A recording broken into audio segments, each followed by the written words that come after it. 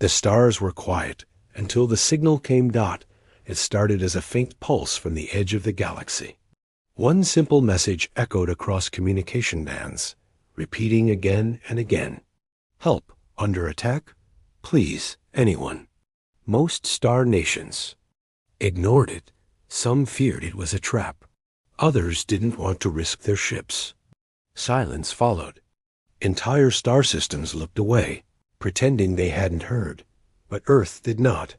Inside United Terran Command, deep beneath the surface of Earth's northern defense base, Commander Dean stood before a glowing display. Red text repeated on the screen. The signal was old-style binary. Basic. Universal. Dean narrowed his eyes. Where is this coming from? His team worked fast. Outer Rim. Planet Alarin. A peaceful world, no military power. No alliances. No fleet. Dean didn't. Wait for more data. Get me the council. Within hours, Earth's top leaders sat around a holotable, watching the transmission. A young alien girl appeared, face smudged with ash, eyes wide with fear. Her voice cracked as she spoke. Please, we are peaceful. They are killing us. We don't have weapons. If anyone hears this ... help us. The room fell silent. One voice spoke. This isn't our war. Another said, it's not even in our sector. Dean looked at them all and said calmly, that didn't stop us before. The president leaned forward. What do you suggest? Dean stood straight. We send the fleet. Earth's fleet was known across the stars, but rarely seen. Ships were sleek and deadly, built in orbiting shipyards and powered by solar-forged cores. They carried the strength of an entire world. Massive hangars opened one by one, revealing vessels named after Earth's fiercest storms. Tempest, Avalanche, Thunder. Humans didn't fight for politics. They fought to protect those who could not protect themselves.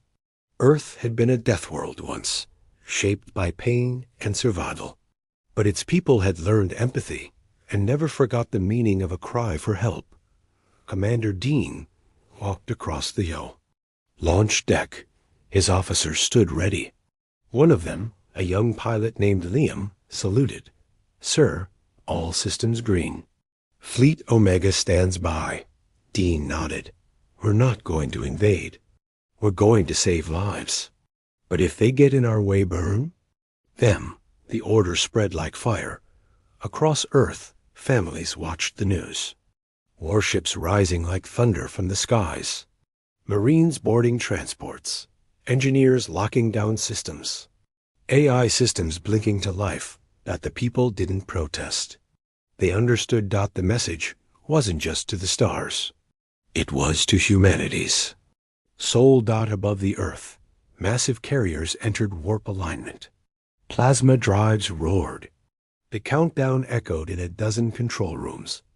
Jump drive engaged in 3, 2, 1. With a flash of blue light, Earth's war fleet vanished into the dark. Inside the fleet's command ship, the Valiant Star, Dean stood before a large window, stars streaking past. His AI assistant Helix appeared as a glowing white figure. Beside him, probability of hostile contact upon arrival, 98%. Helix reported. Dean didn't blink. Good. Makes the decision easier. Helix continued. The planet Alarin has only 3 remaining cities. The rest are gone. Dean's jaw tightened. They sent a call for help. We answer with everything we've got. Back on Alarin, the skies burned red. Alien ships with sharp black wings rained fire on the ground. The Varnic, a brutal insect-like species, had no interest in peace. They had swarmed across Alarin's lands, leaving only smoke and death. A small group of survivors huddled in an underground shelter. One of them, a boy named Tycho, held a broken transmitter. It's not working, he whispered. An elder placed a hand on his shoulder. Maybe someone heard. Above them, the Varnic flagship turned toward their city, weapons charging. Just then the sky split open. Dozens of light storms appeared, followed by massive shapes breaking through the fabric of space. One by one, Earth's warships dropped. From the jump lane, their black hulls gleaming under the twin suns of Alarin. A deep voice echoed across every open channel. "This is Earth Fleet Omega. Your message reached us. Evacuate all civilians and fall back. We will take it from here." And then Earth answered with fire. Asterisk inside the Earth warship Valiant Star. Red lights blinked along the walls. The crew moved fast. Pilots strapped in, engineers powered up weapon systems, and officers checked navigation charts. Everything had to be perfect. Commander Dean stood at the center of the bridge, calm and ready. "Status?" he asked. "All ships are holding formation," said his officer, Mia. "Weapons locked, shields at full strength. No communication from the enemy yet." Dean looked at the large screen. The planet Alarin floated below them, beautiful but burning. Smoke rose from cities. Fires glowed like open wounds. It was worse than they thought. "Begin full scan of enemy fleet," Dean ordered. "And patch." Me through to the fleet. The fleet's communication system lit up. Across dozens of warships, Dean's voice rang clear. "This is Commander Dean. Our mission is simple." There was a cry for help, and Earth has answered. "We don't come for glory. We don't come for conquest. We come because someone needed us. This is what we do. So I say this, we do not fail." Not today. Across every ship, soldiers and officers nodded. No cheers, no excitement. Just silent determination. Each ship in Fleet Omega had a purpose. The Storm Rider launched fighter wings, fast and sharp like knives.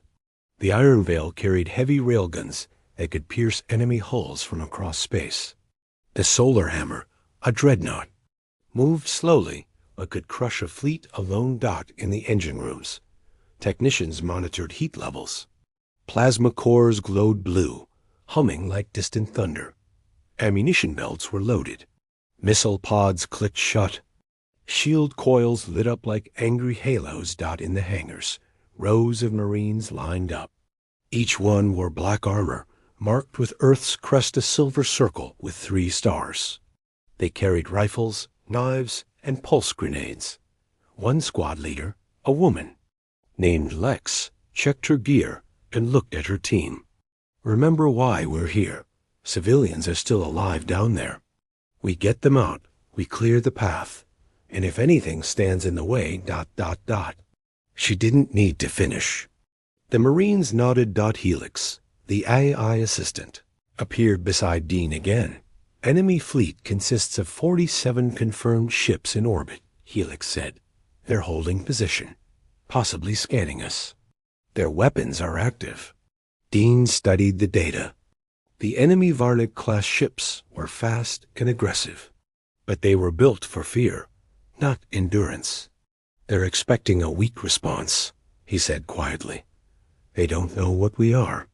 Mia turned to him. "Do we open fire?" "Not yet," Dean said. "Let them make the first move. Show them we don't panic." A moment later, a bright beam shot past the front of Valiant Star. It missed, but it was a warning. "Enemy's warning shot," Helix noted. Dean didn't blink. Message received. "Now send them ours." Across the fleet, Earth's ships responded. The Thunderclap fired a salvo of ion torpedoes. The Ashfall dropped EMP mines. Fighters launched from bays, shooting through the sky like streaks of light. Alarin's survivors looked up and saw the stars catch fire. The battle hadn't even started, but the air was thick with energy. The humans moved like they had done this before. And they had, down on the surface, in a ruined city, a young alien girl named Lena crouched beside her injured father. They had been hiding for days, no food, no hope. Then, for the first time, the noise above changed. The shriek of Varnoke fighters was replaced by deep rumbles. Human warships filled the sky like giants. Lena looked up and whispered, "They came." Earth's. Marines landed near the city center, guns raised, eyes scanning. Lex led her team through burning buildings, clearing out Varnoke patrols with sharp precision. They weren't here to conquer. They were here to end it. Inside Valiant Star, Dean walked across the bridge. "Send a signal to the enemy fleet," he said. "One last chance." Helix crafted a simple message. "Withdraw immediately. Leave Alran. No further warning will be given." The Varnoke didn't reply. Instead, their entire fleet moved into battle formation. Dozens of ships aimed there. Weapons at Earth's line. Dean nodded. "So be it. Begin fire phase 1. The command spread like wildfire across the stars. Earth's warships lit up. Lasers, missiles, kinetic cannons all fired at once. Space exploded in color and light. The Varnoke weren't ready. Their ships buckled under Earth's first strike. Entire squadrons disappeared in seconds. Dean watched the display and whispered, "Welcome to the storm." Asterisk. The sky over Alran had turned red. Fires spread across the forests. Rivers boiled under falling wreckage, and the clouds above the capital were black with smoke. Varnoke ships flew low, dropping plasma bombs, destroying anything still standing. Screams echoed from every direction. Buildings collapsed. Roads melted. The peaceful planet had become a battlefield in the ruins of a collapsed transport station. A boy named Kiro pulled his little sister behind a broken wall. She was crying softly, clutching a broken doll. "Stay quiet," he whispered, holding her close. He peeked over the rubble and saw tall insect-like figures marching through the street. Their skin was dark and hard like armor, and their eyes glowed green. Varnoke soldiers. Hundreds of them. There was no one left to stop them. But then the sky cracked open. A thunderous roar echoed across the sky as Earth's warships pushed into low orbit. Enormous vessels cast shadows across the ground. Their lights blinked in, patterns that looked almost alive. And then came the sound, a deep, vibrating hum as Earth's cannons rotated into position. Kiro's eyes widened. They came. The first strike came from Solar Hammer, the largest of Earth's dreadnoughts. Its main gun released a solar beam, a blinding stream of plasma that tore through the sky and hit a Varnoke command ship midair. The enemy vessel exploded into a shower of fire and debris. Other Varnoke ships tried to scatter, but Earth's precision was perfect. One by one, they were destroyed. Human fighter jets flew down through the atmosphere like flaming arrows, chasing the Varnoke wherever they ran. Commander Dean watched it all from the bridge of Valiant Star. "Enemy formation is broken," Mia reported. "They're retreating from the southern hemisphere." "Push them harder," Dean replied. "Don't let them regroup." Helix added, "Signals detected. They're calling for reinforcements. A new fleet may arrive within the hour." Dean didn't flinch. "Then we end this before they get here." On the ground, Marine squads had landed. Lex's boots hit the dirt first. Her team followed her into a burning village. Dead trees smoked around them, and the wind smelled like ash. But the signal from local survivors was still active. Someone was nearby. They moved fast, clearing houses, searching basements. In one shelter, they found a group of survivors. Adults, elders, and children hiding with barely enough air to breathe. Lex knelt in front of them and removed her helmet. One elder stepped forward slowly. Are you from Earth?" Lex nodded. "You called." "We answered." The elder fell to his knees and whispered, "You came with fire." Lex's eyes were hard. "That's how we protect the ones who can't fight." She stood up, turned to her team. "Evac route now. Get them out." Outside, Earth's dropships landed, lowering ramps for civilians. Medics rushed forward, treating wounds. Marines covered them, keeping Varnoak forces at bay. One dropship pilot spoke into his comms. "We've got over 200 civilians." "Still counting." "Get them up," Lex replied. "We hold this line." The battle wasn't over. In orbit, more Varnoak warships arrived. They formed a new formation tight and fast. Their lead ship began charging a cannon that pointed directly at Alryn's last city. Dean narrowed his eyes. "They're going to wipe the city out," Helix confirmed. Weapon charged. 30 seconds until impact. Dean gave no order. He just walked away from the command panel, stepped into a side room, and spoke 2 words into a private channel. "Do it." Far off from the main fleet, a hidden Earth destroyer waited. It was called Nightshade, a stealth ship designed for one thing: interception. Upon hearing Dean's signal, its pilot activated full thrusters and launched forward like a bullet. Dodged enemy fire, flew straight toward the charging cannon, and without hesitation slammed into it. A blinding explosion followed. On the bridge of Valiant Star, everyone stood in silence. A ship lost, a crew gone, but the cannon never fired. Dean clenched his fist, logged their names, every one of them. Below, Hero and his sister were loaded into a dropship. As it lifted off, he looked out the window and saw Earth soldiers, holding the line against the invaders. Fire lit the horizon, but behind it there was hope. For the first time in days, the people of Alryn believed they might survive, because Earth had come back, and Earth did not back down. Asterisk. The sky rained fire. Orbit above Alryn, Earth's warships unleashed their full strength. Red and blue energy beams shot down in precise bursts, destroying Varnoak carriers mid-flight.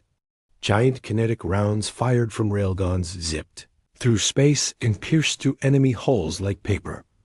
The Varnoak had always relied on fear to win. Battles. They crushed planets, silenced resistance, and burned cities. But now they were the ones running. Inside the Valiant Star, Commander Dean gave calm orders as the tactical display changed every second. Red markers vanished as Earth strikes hit their targets. New ones appeared as more Varnoak reinforcements entered the system. Mia spoke from her station. Varnoak ships retreating toward the dark side of the planet. Their fleet is breaking. Apart. Dean didn't smile. Good. Press them harder. We leave nothing standing. In the skies above Alryn's capital, Earth's fighter squadrons weaved through enemy lines. Fast, silent, and deadly. One pilot, Callan, locked on to 3. Varnoak interceptors as they turned toward an escaping civilian transport. "You're not getting near them," he muttered. His fingers tapped controls. 2 missiles launched. Seconds later, 3 explosions lit the sky. The Varnoak ships vanished in clouds of fire. The civilian transport sped away unharmed. On the surface, the battle was no less intense. Lex and her squad pushed through what was left of a ruined town. Each corner was a trap. Each building could hide death.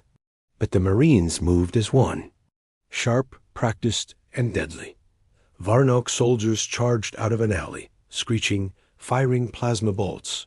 Lex shouted, "Cover left, grenade out." A blast echoed through the street. Dust rose. Silence followed. Lex stepped forward, breathing hard. Clear. Behind her, a young medic helped a wounded alien child out of a collapsed home. The child looked up, eyes wide. "You came from the sky," she whispered. Lex gave a small smile. "That's right, and we're not leaving you behind." Back in orbit, the second phase began. Dean stood before a command console. "Activate the Sunfire line." The order sent a signal through the fleet. In response, 10 warships shifted into new positions above Alryn's southern continent. Each one aimed its main gun downward. They fired together. The beams were so bright they turned night into day. Entire Varnoke ground divisions were wiped out in seconds. Hidden bunkers exploded. Landing sites melted into glass dot to the people of Elrin. It looked like the sky itself had caught fire. The Varnoke screamed in their language. Their commanders panicked. They sent messages begging for support, but no one came. Because now, even their allies feared Earth's wrath. Mia turned to Dean. Reports from the ground. 60% of civilians rescued. Still more out there. Dean nodded. Tell every Marine. Squad push forward. We hold nothing back. Helix appeared as a glowing figure beside the command console. Commander, enemy forces in Sector 9 are reinforcing. Suggest orbital strike. Dean narrowed his eyes. Denied. Mia blinked. Sir? Dean stepped closer to the screen. Too many civilians near that zone. We do it the hard way. Send in the ghost teams. 10 minutes later, Earth stealth. Units dropped silently behind Varnoke lines. The ghost teams wore black armor and used no lights. They didn't speak, didn't leave a trail. They appeared like shadows, clearing enemy patrols one by one. Inside a half-destroyed school building, a Varnoke commander yelled orders. Hold this ground. Earth cannot take everything. But his voice was cut short. A blade slid across his throat. Silent and fast, the rest of the Varnoke squad never knew what hit them. In the war room of Valiant Star, a young officer rushed in. Sir, we just got confirmation from all recovery teams. The last civilian shelter has been evacuated. Dean looked at the screen one more time. Alrin still burned. But now, it was the Varnoke who were dying. He gave one final command. Begin Phase 3. Push them into orbit. Then we wipe them out. As Earth's fleet began its final sweep, Varnoke ships tried to run, but escape was impossible. Earth's warships closed every exit route. Space filled with wreckage and fire. Inside, his fighter, Callan, flew past a Varnoke vessel as it exploded behind him. Looks like they're done running, he said over comms. From every corner of the sky, the same message played again and again. This is Earth Fleet Omega. We received your call. You are safe now. Down below, Kiro watched from a hilltop as Earth's ships hovered above. His little sister pointed to the sky. Look, they're still watching. He nodded. They came with fire, but they stayed to protect us. The Varnoke were finished, and Earth had made one thing clear. If you send a cry for help into the stars, humanity will answer, and they will answer with fire. Asterisk. The planet shook. What was left of the Varnoke ground forces had fallen back to the edge of the southern continent. Their stronghold was buried in the cliffs, protected by energy shields and artillery guns. Inside the bunkers, their commanders screamed at each other, arguing in panic. They had never seen a force like Earth's. Outside, Earth's Marines had taken position. Lex crouched behind cover with her squad. Smoke rolled across the battlefield. Human drones flew low overhead, marking targets. Far above, warships hovered in silence, waiting for the final command. Shield's too strong, said one Marine. We can't break it with small arms. Lex narrowed her eyes. We're not here to break it from the ground. In orbit, aboard the Valiant Star, Commander Dean studied the final assault plans. The Varnoke were surrounded, but Earth's fleet had taken damage. 2-1 cruiser was lost, and multiple squads were injured on the surface. Still no word from reinforcements? Dean asked. Mia shook her head. The Varnoke called for help an hour ago. No response. I think the rest of the galaxy is watching. And waiting. Dean looked out the viewport at the stars. Let them watch. Moments later, something changed. A ripple in space appeared near Alarin's orbit. From it, dozens of Varnoke ships emerged, sleek, black, and heavily armed.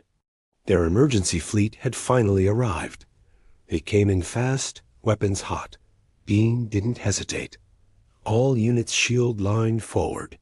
Prepare intercept. Earth's warships responded instantly. They formed a wall between the new Varnic fleet and the planet below.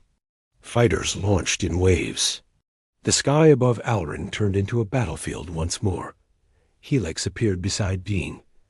They are not retreating this time. They are here to die. Dean gave a sharp nod. Then let's give them that chance. The battle in orbit was brutal. The Varnic used swarm tactics, small, fast ships trying to break Earth's lines. But Earth's defensive formations were tight. The Iron Veil turned slowly, fired its twin plasma cannons, and cut through 5 enemy ships in one blast.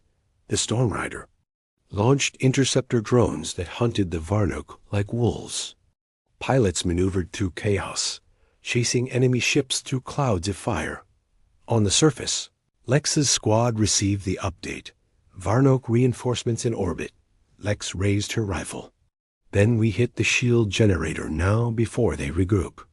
She sprinted across the field, dodging gunfire, and her team followed. Explosions shook the ground behind them. A Varnook guard tower fired at them, but a railgun blast from above turned it to dust.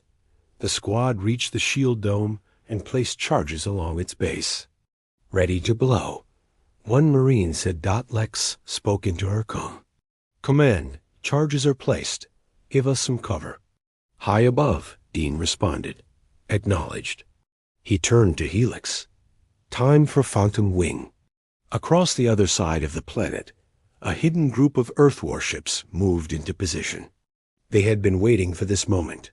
With no warning, they opened fire. Powerful precision strikes rained down from orbit. The shock waves shattered the Varnook cliffs, and the generator exploded in a fiery blast. The energy shield blinked, then vanished. Lex stood and looked up. That's our opening.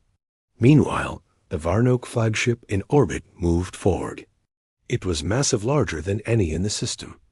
Its core cannon began to glow. It aimed directly at Alrin's last city. Dean saw the readings on the screen. That cannon could flatten the entire area. Mia's voice rose in alarm. Commander, we don't have time to stop it. Dean was quiet for a moment. Then he opened a direct line. Call in Phantom Blade.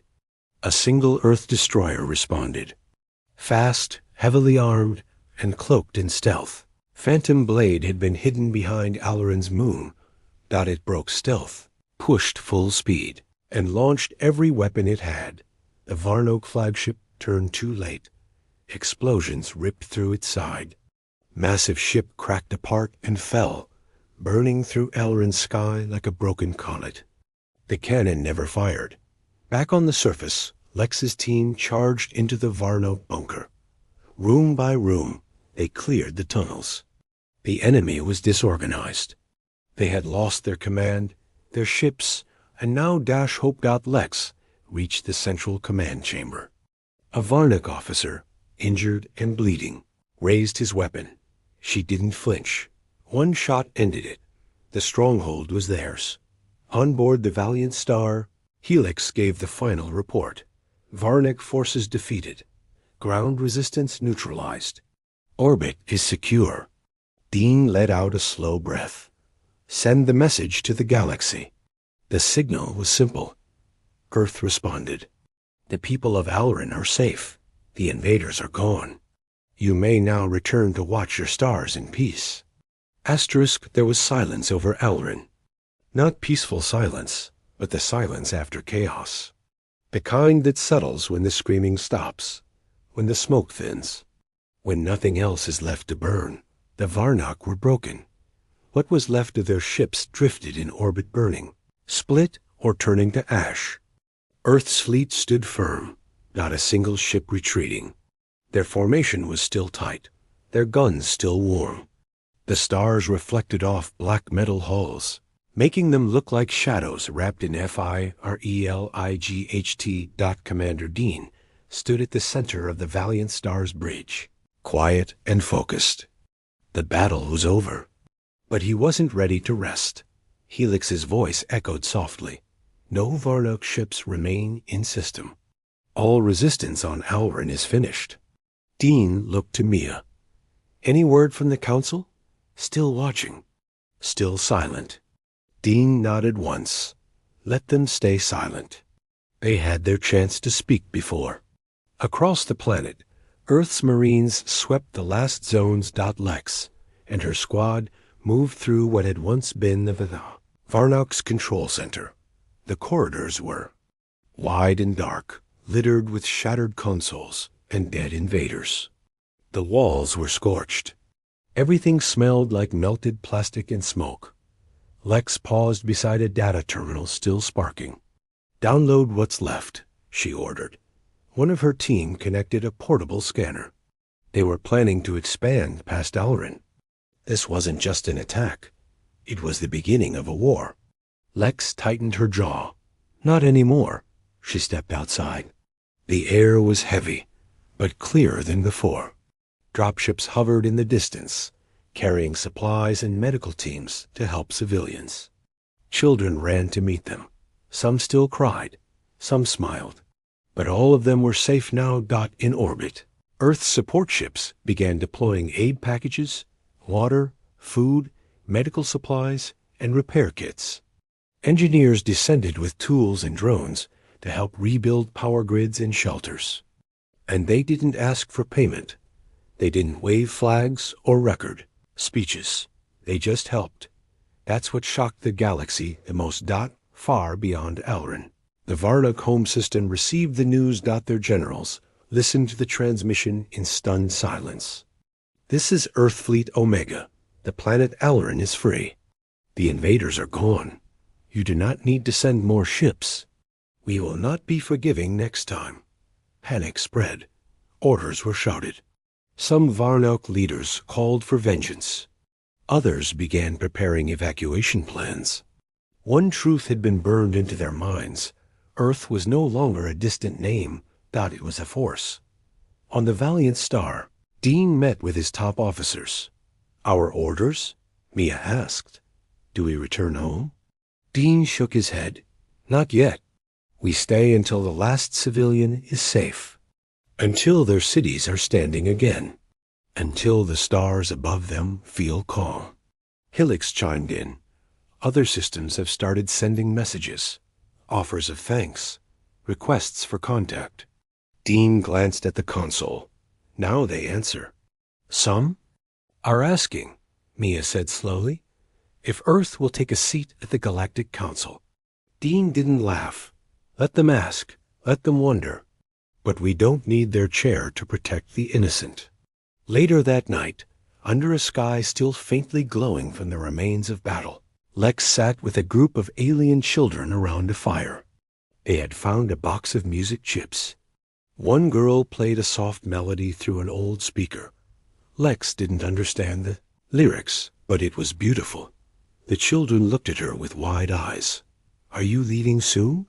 One asked. Lex thought for a moment. Not until you can sleep without fear. A small hand touched hers. You made the monsters go away. Lex looked up at the stars. No, she said gently. We made sure the monsters know better than to come back. Across the galaxy, news of Alrin spread like wildfire. Systems that once feared Earth now saw it as something more. Something terrifying, yes, but also something noble. A force that didn't wait for permission to do what was right. A power that answered a simple call for help with a storm of steel, fire, and courage. On Earth, people gathered in cities and watched the broadcasts. Not victory parades, not war footage, but the rebuilding, the feeding of the hungry, the smiles of rescued children. One grandmother whispered to her grandson, "This is who we are. We're not conquerors, we're protectors." And the boy nodded, eyes shining with pride. In the command chamber of the Valiant Star, Dean stood alone, looking out at the stars. He pressed a button on the console and recorded a message. All who can hear this, when the weak call for help, Earth will come. Not as rulers, not as gods, but as guardians. And if darkness waits for them, we will answer it with fire. Alrund's skies were calm again. No fire, no smoke, no screams, only blue light above, warm sun on the hills, and the sound of life returning. Homes were being rebuilt. Water flowed through clean pipes. Children played beside fields that once burned. And, over it all, Earth's ships still watched quiet and unmoving. Like steel guardians among the stars, in the center of Alrund's capital, a wide plaza had been cleared. Survivors, workers, and Marines stood side by side. No flags waved. No parades marched. Instead, a small memorial was placed at the heart of the plaza. A stone ring, etched with names Varnak and Human, Soldier and Child. A reminder of those lost, and those who chose to fight back. Lex stood beside it, silent, helmet under her arm. She didn't speak. She didn't need to. The people of Alrund already understood.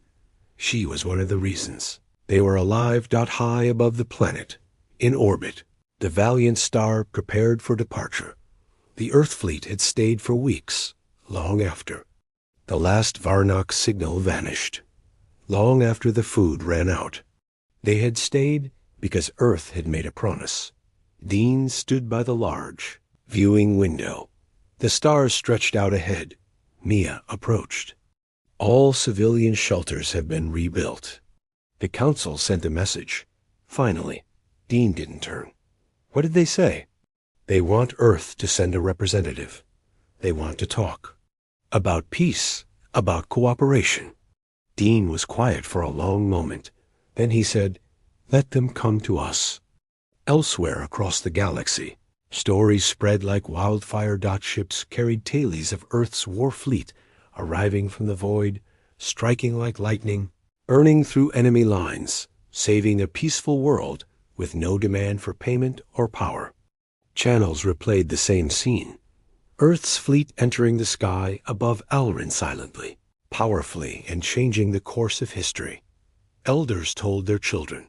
Once, a cry for help echoed across the stars. And Earth didn't hesitate. It came with fire, not to destroy, but to protect.